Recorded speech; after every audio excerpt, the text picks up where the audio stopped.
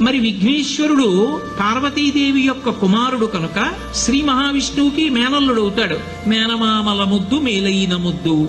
ఓసారి ఎందుకో వైకుంఠానికి తీసుకెళ్లాడు, మేనల్లుడు కదూ సంతోషంగా తీసుకెళ్లి అక్కడ సుదర్శన చక్రం పెట్టుకున్నాడు. ఇదేమిటో బాగుందని తీసి తొండంలో కింద పెట్టి మింగేశాడు. అయ్యబాబో ఇది శత్రు సంహారకమైనటువంటి సుదర్శన చక్రం రా, దీన్ని మింగేశాడు పిల్లాడని ఎలా బయటికి తెప్పించాలో అర్థం కాక విష్ణువు మొట్టమొదట ఆ పిల్లాడి ముందు ఇలా చెవులు పట్టుకుని గుంజీలు తీశాడు. గుంజీలు తీస్తే మామయ్య అదేమిటి అంత విచిత్రంగా కిందకి మీదకి ఊగుతున్నామని పడిపడి పకపకా నవ్వాడు. ఆ నవ్వడంలో పొలమారి లోపల ఉన్న సుదర్శన చక్రాన్ని పైకి కక్కాడు. పైకి కక్కడానికి విష్ణువుకి సాధనంగా ఆనాడు గుంజీలు తీశాడు కనుక ఎవరు గుంజీలు తీస్తారో వాళ్ళని చూసి సంతోషించి అనుగ్రహిస్తూ ఉంటాడు.